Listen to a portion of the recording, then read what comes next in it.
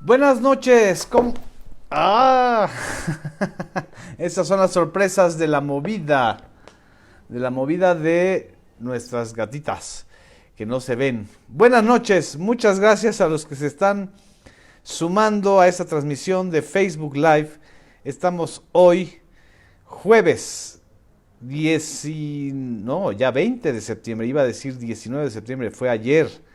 Muchas gracias a los que se están sumando, a quienes están con nosotros en esta cápsula y comentario informativo. No me caí, lo que se cayó fue la pantalla. Son las travesuras que hace Anastasia cuando quiere pedir comida. Buenas noches a Gabriela Arzamendi, a Raimundo Muñoz, a Servando Lozano.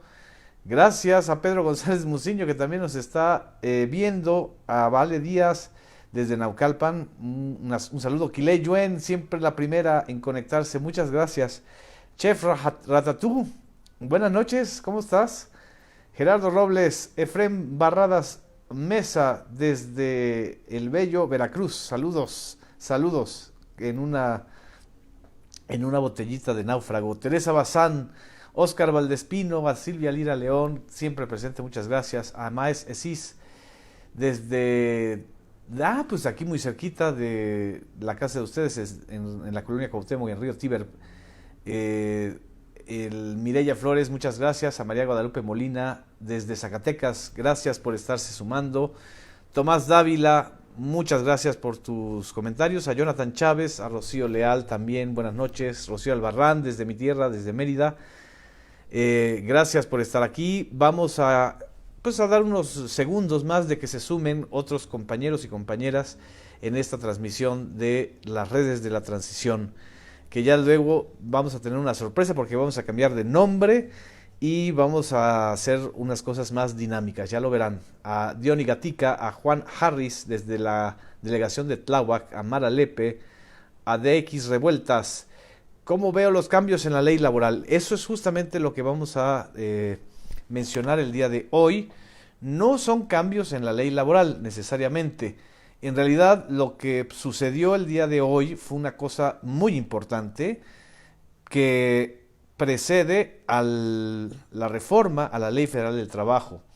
¿Qué fue lo que sucedió el día de hoy en el Senado de la República? Ustedes lo van a, en la mayoría de los medios de comunicación masivos y sobre todo pues en los medios que son muy pro empresariales, van a minimizar esto, porque van a plantear lo que sucedió con la ley Mordaza o el acuerdo Mordaza, como le llamaron los panistas y los priistas, a un mal acuerdo, una mala decisión de la mesa directiva del Senado, encabezada por Morena, que les limitó el tiempo de participación en la tribuna. Yo creo que esto se va a modificar a final de cuentas, es una muy mala decisión. En protesta, pues se salieron los panistas y los priistas en una táctica que antes usaba la oposición, es decir, lo usó el PRD y lo usó Morena, pero ahora pues ya como son bancadas de oposición y minoritarias, el PRI, sobre todo el PRI y el PAN, pues se salieron del Senado. El PRI retornó, el PRI retornó a la sesión de hoy. ¿Pero por qué retornaron? Y eso es lo importante. Porque por primera vez en este Senado que acaba de empezar se aprobó una cosa muy importante, que es el Acuerdo 98 de protección al empleo y de libertad sindical. Este Acuerdo 98, que existe desde 1949 a nivel internacional y que ha sido ratificado por 164 países, México se hizo guaje durante muchos años para apoyarlo. Por ejemplo, lo que dice este acuerdo de la Organización Internacional del Trabajo, perdón, es: los trabajadores deberán gozar de absoluta libertad para adherirse o no a un sindicato o dejar de pertenecer al mismo, pues no podrá ser condición para su empleo estar afiliado a una organización sindical. Traducir esto a una ley federal del trabajo es romper con todos estos sindicatos y contratos de protección que han pululado en el país desde que se instauró el modelo neoliberal. pero también representa un golpe durísimo a las estructuras caciquiles de control sindical que alimentaron el corporativismo durante muchos años. El corporativismo sindical no era para defender a los sindicatos realmente ni a los trabajadores. El corporativismo durante muchos años fue para someter a los trabajadores a los acuerdos con las empresas, para lucrar políticamente, como lo hizo la CTM durante muchos años y los sindicatos charros, y sobre todo, y a raíz de los gobiernos panistas, para permitir la entrada de los outsourcings o de estas empresas que, dándole la vuelta a la ley electoral, a la ley laboral, perdón, estoy muy electoral el día de hoy, a la ley federal del trabajo, pues se pasaban por alto muchos de los derechos sindicales. Este asunto es muy importante porque desde noviembre del 2015, o mejor dicho, desde el 1 de diciembre del 2015, es decir, ya hace casi 3 años, ya estaba listo en el Senado de la República el aprobar el Acuerdo 98 de la OIT. Fue una iniciativa que incluso envió el propio Ejecutivo Federal, Enrique Peña Nieto.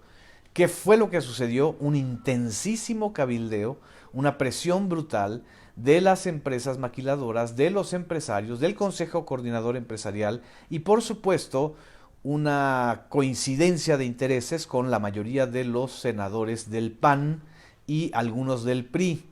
Ahora que la mayoría es de Morena, pues no se pudieron hacer guajes los priistas, y hasta el señor Carlos Aceves del Olmo, este jerarca setemista que subió a tribuna en silla de ruedas, se vio obligado a apoyar la firma de este acuerdo, a la ratificación de este acuerdo que obliga a México a cambiar sus leyes laborales. Efectivamente es el inicio de una transferencia y de una transición hacia la democracia sindical que va a generar muchísimas tensiones, pero también va a abrir por fin, no creemos que va a ser generalizado, pero sí va a abrir y a oxigenar el mundo sindical. Napoleón Gómez Urrutia, líder del sindicato de mineros, que ahora es senador de Morena, subió a la tribuna a defender este punto. Muchos cuestionan, y cuestionamos, y me incluyo yo mismo, a Napoleón Gómez Urrutia por haber, por ejemplo, heredado de su padre, Napo, el señor Napoleón Gómez, el control del sindicato minero.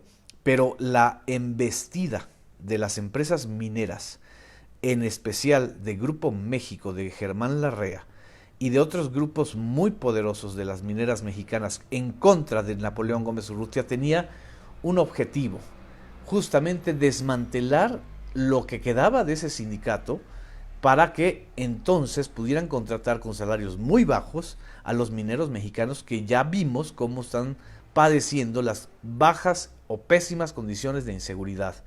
Ya sabemos cómo desde el gobierno de Felipe Calderón y hasta la fecha se han prácticamente regalado las concesiones a mineras canadienses, norteamericanas e incluso españolas para sobreexplotar las minas mexicanas a costa del bajo salario de los trabajadores mexicanos. Este asunto también tiene muchísimo que ver con la renovación del Telecán.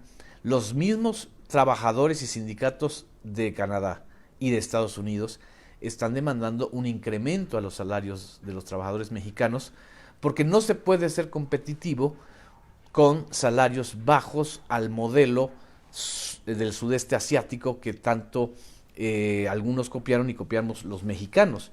Nada más para que ustedes tengan una idea, el 98% de las empresas maquiladoras que se instalaron desde hace 30 años en México y de las armadoras de automóviles no tienen sindicatos y solamente tienen contratos de protección laboral con algunos sindicatos blancos o ficticios. Este es un problema gravísimo. Entonces, lo aprobado hoy es un cambio significativo para el mundo laboral y, por supuesto, que ustedes van a ver las reacciones en contra del Consejo Coordinador Empresarial, de grupos empresariales y, por ejemplo, de los panistas que dijeron que no se discutió lo suficiente este asunto, que se está violando el artículo 133 constitucional. Señores, se discutió desde, insisto, se discutió desde noviembre del 2015. México ha ido retrasando y retrasó durante mucho tiempo la ratificación de este acuerdo. En fin, esa es una muy buena noticia en términos legislativos y mucho para el mundo laboral. Sobre todo ahora que ya se está manejando qué va a pasar con estos grandes caciques sindicales como Carlos Romero de Champs, que ha controlado y se ha enriquecido y se ha vuelto millonario a costa de los trabajadores petroleros. El problema no son los trabajadores sindicalizados, el problema son los líderes charros que se han enriquecido con un esquema de control político y de suministrar votos al PRI o los que suministraban a cambio de sus privilegios. Esto que están ustedes escuchando no es a Carlos Romero de Champs, es una sirena que está pasando aquí por la casa. Y bueno, el sindicato magisterial, por supuesto. Dejemos que pase el Bester Gordillo antes de que nos esté protestando. Y aprovecho para mandar saludos hasta Chihuahua, a José Eduardo Medina, a José Guillermo Salazar País, que nos dice: el caso de Champs es un líder voraz y de un cinismo enorme. No solamente un cinismo, es criminal. Es la persecución más grave en un sindicato como el sindicato petrolero a los disidentes. Si ya desde la época de la quina, que fue relevado por Carlos Salinas, y ya había una especie de cacicazgo sindical muy siniestro en el sindicato petrolero, pero todavía la quina trataba de repartir ciertos privilegios y ciertas prebendas a los sindicalistas para tenerlos contentos. Romero de Champs se lo quedó todo para él. Va para 23 años al frente del sindicato petrolero y está lleno de escándalos el señor Romero de Champs. En fin, muchas gracias por sus comentarios. Otra noticia muy importante el día de hoy y que quiero compartirles a ustedes, creo que tanto o más importante que esta, es la decisión de Andrés Manuel López Obrador, presidente electo, de solicitar formalmente el retorno del Grupo Interdisciplinario de Especialistas Independientes, el GIEI, para reanudar la investigación que dejaron pendiente en el caso de los 43 desaparecidos de Ayotzinapa. Ustedes recordarán que en el gobierno de Enrique Peña Nieto se llamó al GIEI, a este grupo formado por 5 especialistas extranjeros, y que han hecho, y quizá son los que han hecho el trabajo ministerial más minucioso de revisión de ese enorme expediente que es una herida abierta para México, y que de la forma en que se solucione y se resuelva ministerialmente y en términos de justicia humana el caso Ayotzinapa, va a dar luces para todos los demás casos de desaparecidos en México, que son miles y que son una herida abierta y que efectivamente es muy difícil que se resuelvan todos, pero efectivamente lo que se necesita es volver a un modelo de justicia.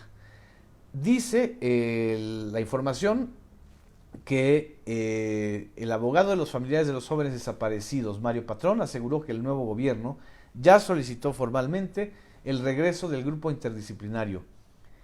Y también el director del Centro de Derechos Humanos, Mario Patrón, informó que Olga Sánchez Cordero, la futura secretaria de Gobernación y actual senadora, y Alejandro Encinas, subsecretario de Gobernación en el futuro gobierno, formalizarán ante la Comisión Interamericana de Derechos Humanos la solicitud para que regrese el grupo interdisciplinario de expertos.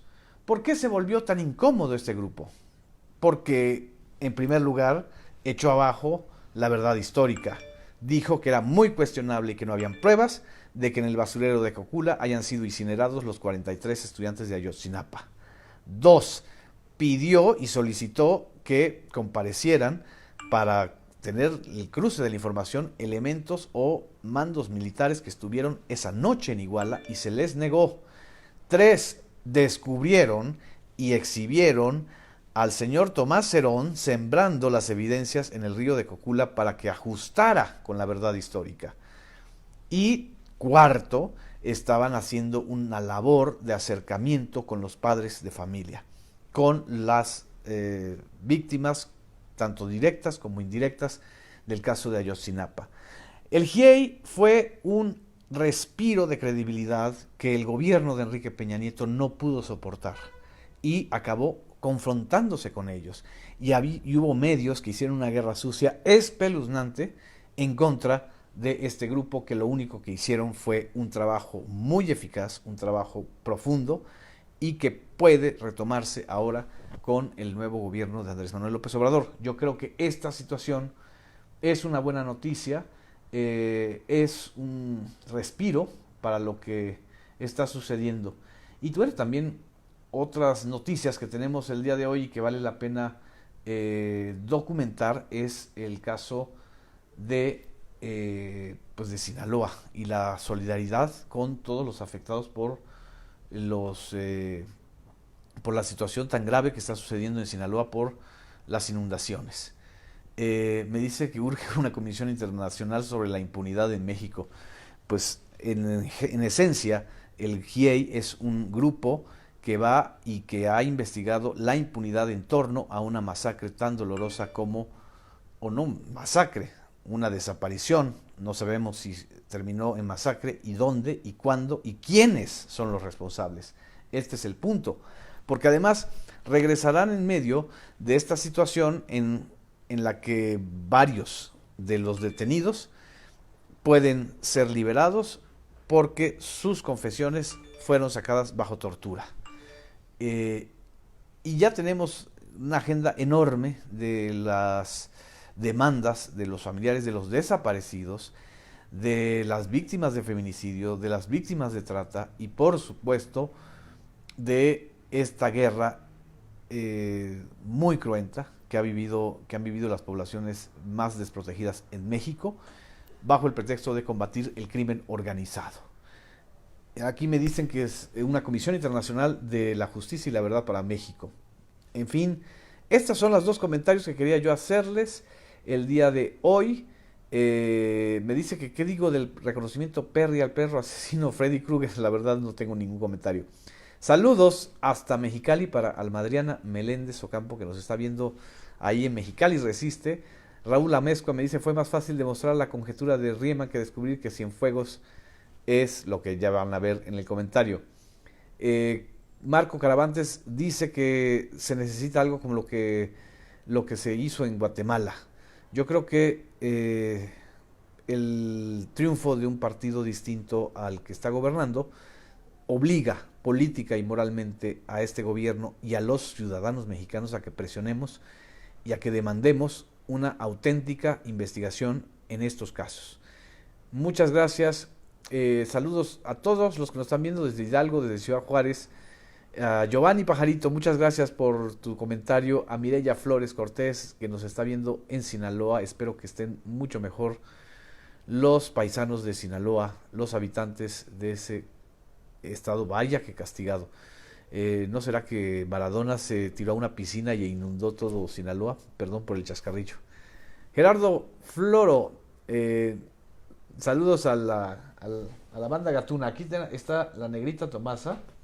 A ver si decide. No, nada más decidió que ustedes la escuchen.